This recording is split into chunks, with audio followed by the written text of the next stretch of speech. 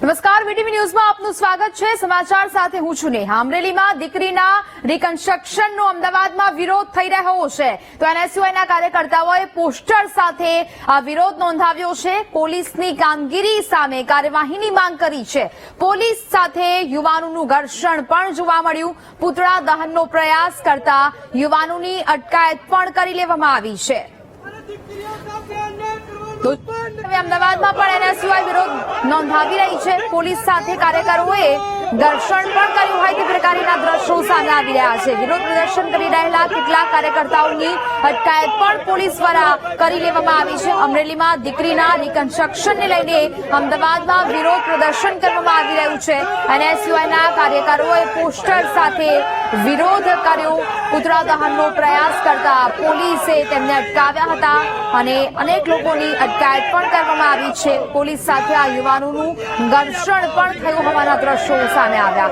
હાલ તો દ્રશ્યોમાં જોઈ શકાય છે કે કેટલાક લોકોની અટકાયત પોલીસ દ્વારા કરવામાં આવી છે। પૂતળા દહનનો કાર્યક્રમ છે તે કરવામાં આવે તે પહેલા જ આ લોકોની અટકાયત છે તે કરી લેવામાં આવી છે। એનએસયુઆઈના કાર્યકરોએ પોસ્ટર સાથે વિરોધ નોંધાવ્યો છે।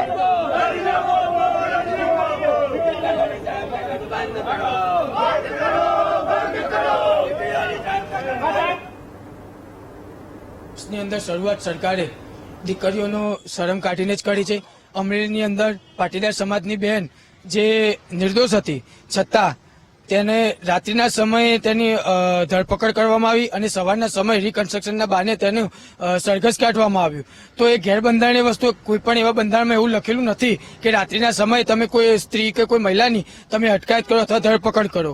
ચલો તમે સરઘસ કાઢ્યું, પણ કયા કારણોસર? એ કોઈ બુટલેગર તો નથી, એ કોઈ ગુનાહિત પ્રવૃત્તિમાં તો નહોતી। તમે રિકન્સ્ટ્રક્શનનું બહાનું કાઢો છો તો રિકન્સ્ટ્રક્શન ક્યાં થાય? તો જે તે જગ્યા ઓફિસ હતી એ ઓફિસની અંદર રિકન્સ્ટ્રક્શન થવું જોઈએ। આ લોકોએ બજાર ની અંદર રોડ ઉપર છોકરીને ચાલતી લાવીને છોકરીની શરમ કાઢી છે।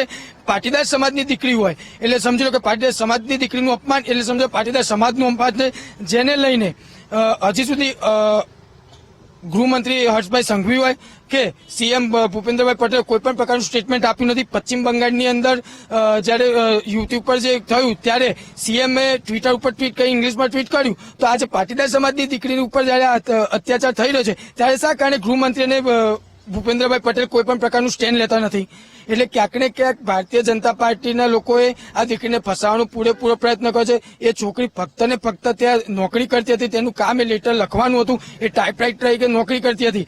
હવે જેને લખાવ્યું એને પકડવાના બદલે આ દીકરીનો ભોગ લેવામાં આવે છે। જેને ન્યાય આપવા આજે પાટીદાર ભાઈઓ સાથે મળીને અમે વિરોધ પ્રદર્શન કર્યો હતો, જેની અંદર અમે પૂતળું બાળવાના હતા। સીએમ ભૂપેન્દ્રભાઈ પટેલ અને ગૃહમંત્રી હર્ષભાઈ સંઘવીનું અમે પૂતળું બાળવાના હતા, પરંતુ અમારે પોલીસ દ્વારા અમારી અટકાયત કરી દેવામાં આવી છે।